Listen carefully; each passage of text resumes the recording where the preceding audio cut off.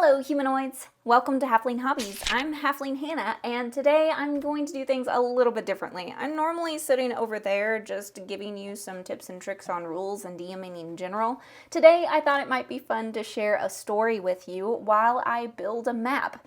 So the story I'm going to share is the reason why I am building this battle map. So after I'm done sharing my story and creating a really terrible map, my good friend Koroc DM is going to go through and give us 5 tips for how to take a very basic map and make it look really awesome. He is an incredible map designer. You should totally check him out over on Instagram, Koroc DM. So I am really excited about this one, so let's get started. Here we go.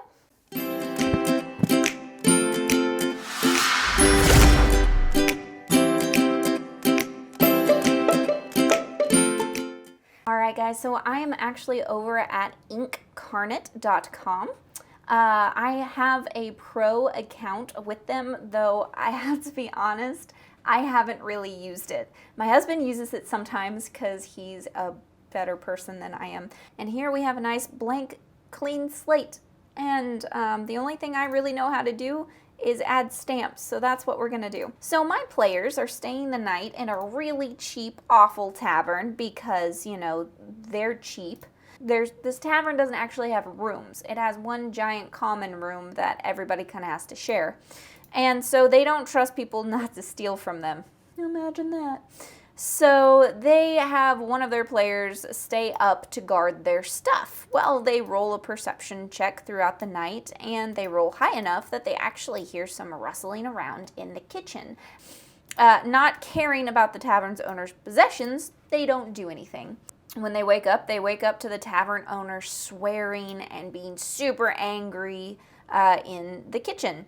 So they go into the kitchen, and the tavern owner says that every night it feels like, or at least once a week, his tavern's being broken into and something or someone is stealing his food. It's driving him nuts, it's costing him a fortune, and he would be willing to pay if someone could figure out what was taking his food storages. So of course, being the gold that they are, my players jump all over that. They do an investigation of the kitchen, and of course the monk rolls super high. It was like a 27 investigation check or something. It was ridiculous.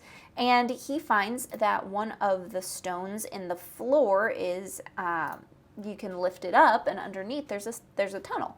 So they go down into this tunnel, and they find that it's a complete tunnel system, and that there's one of these entrances to nearly every building. So they map out basically the entire city, only underground. And they get to a dead end, and that was supposed to be where they just went back, told the tavern owner what was happening, maybe got a reward, and moved on. Well, they decided instead that they wanted to investigate the dead end and got another super high roll, which meant that they found a secret door. Secret door moves aside and leads into a large underground cathedral.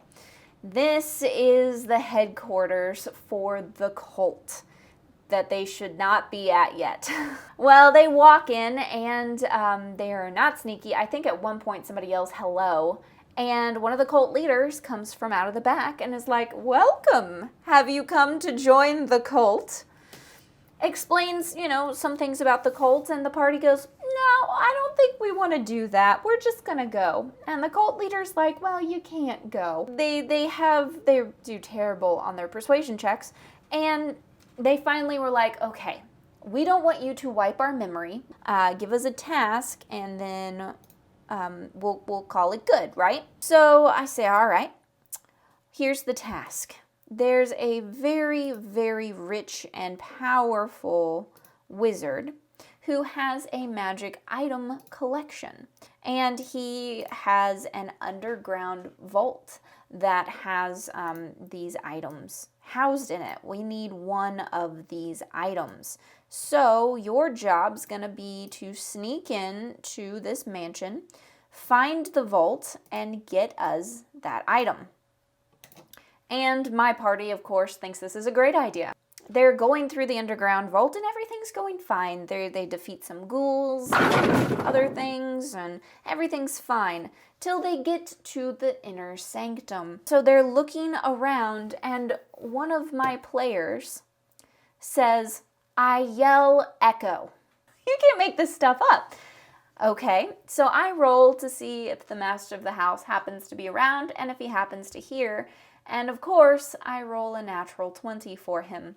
So my players hear footsteps coming towards the inner sanctum. All of them attempt to hide and don't do very well. So the wizard comes in and finds everyone and forces them to surrender, essentially, through a series of events. The monk tries to punch him and that does not go well. And they all just kind of realize that they're in over their heads.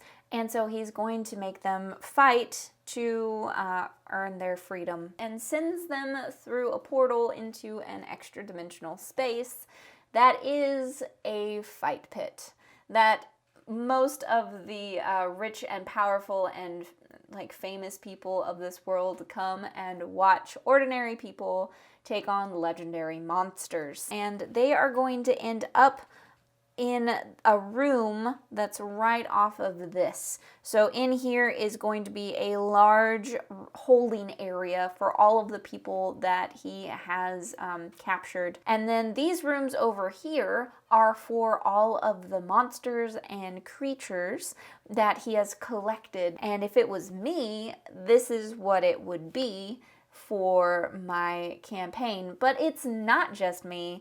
I have a friend who is really, really good at this. Koroc DM, what should we do?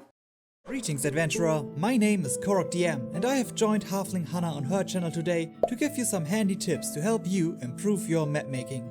This is the map Hannah had created. We can see immediately that we have an arena before us. Judging from the dragon bones, a dangerous one. It is the fighting pit of a powerful wizard in a pocket dimension. There he lets adventurers fight against all sorts of strange beasts. We might want to add a little more magic to enhance the feeling of a magical fighting arena. So let's dive into what we can do to improve the atmosphere and structure of our maps. Whenever creating a map, there are 3 eyes with which we should look at our world. First, the Dungeon Master eye. We want maps to give us opportunities while we run a game session. If the map leaves room for interpretation, we can easier improvise or change details of our planning. Besides that, we want to keep an eye open for tactical opportunities as well. We want to be able to change the pace of our battle and disrupt the plans of the players if needed. That is why I changed the layout of the entrances so we can more easily flank the players and force them to move. I also rearranged the obstacles, so they don't just block off some space at the sides, but create different sections of the arena, and could also be used for cover. There were already 2 grates in the corners of the map, but tearing one open gives us the opportunity to provide an additional entrance or maybe an escape route. The second eye is the one of the players. What do they see when you put down their tokens and describe the scene? What will they look at first? What will they look for? I have a golden rule at my table. If it's on the map, you can interact with it. I want to reward being observant and looking for details. Knowing that they will keep an eye open for them, I can place hints on the map without the need to describe them, making it more rewarding for them when they find a solution using those details. Originally, there were a lot of weapons scattered around the arena. Instead of them just being there, I wanted them to encourage the players to move around and even into the difficult terrain. Acquiring equipment gives them a secondary objective, or could help bypass the strength of an enemy. I placed most of the weapons closer to the entrances of the enemy, so that's easier for them to get in the way of the party. Lastly, the third eye is the eye of the storyteller. We want to use the map to help us tell a story, and that works best if the map tells it on its own, or at least provides clues for the players. Hannah had placed the remains of a dragon in the arena, a good foreshadowing for the kind of enemies the party will face. I just added ash and a sword stuck in the ribcage of the beast. This hints on the fight that took place and provides an opportunity for the players. They want weapons that can kill a dragon? Look no further. It naturally gives them a reason to look at and think about the story elements. Further, I try to separate this section by placing snow. This is the fighting pit of a wizard after all, so why not include different types of terrain? This introduces them also to the thought of the terrain changing mid-battle. I gave the giant hand buried in the sand a thematically fitting own area, a weapon in its grasp with a lot of bones surrounding it. Will our heroes be brave enough to place themselves in its grasp? If you want the hand to be a trap or come to life, the bones provide a proper warning for the players. The corpse of the fighter visualizes the stakes and gives you a place to place helpful items or potions. Or maybe it is the corpse of someone they know. In general, I try to decorate the arena a little bit more. It is the place of a wizard and not just a regular fighting pit. So I added some statues to frame the arena better with more than just the walls. The players should immediately be able to tell which is their entrance and which is for the creatures. And it should be no surprise if strange magic effects happen with the pumpkin fountain emitting a strange magic glow. Overall, it has not taken me much time to overhaul the original map, looking at it through the 3 eyes and viewing it from different angles. I hope my little demonstration showed you how effective this method can be and helps you to improve your own maps. Thanks Hannah for having me as a guest here on your channel. I really enjoyed our collaboration, and your tip for our video on my channel was really helpful. I hope you enjoy your overhauled map. My name is Koroc DM and I create fantasy maps and videos about world building and D&D. Giving over again to the lovely Halfling Hannah. Oh my goodness, humanoids, can you believe what Koroc DM did with our super simple basic map? It is absolutely incredible. Thank you again, Koroc DM, for coming over and showing us what you can do with these incredible map making things that we have. He is truly amazing at making maps, and I highly suggest you hop over to his YouTube channel and pick up some more tips on how to make maps. He also does streams where he creates maps live, and you can watch him do it, which is super fascinating if you like making maps, or if you're a true beginner like me, it gives you some really good ideas, just like his little video did for us today. So make sure that you go over there, support his Patreon, and then you can get some of those incredible maps for yourself, which is great. But let's go over some of my favorite things about this map. I absolutely love the idea of using different types of terrain because this is a wizard's fight pit. Therefore, we can use any type of terrain that we want, which is super exciting and a great idea. I love how scary he made these entrances for these different creatures that are gonna come out.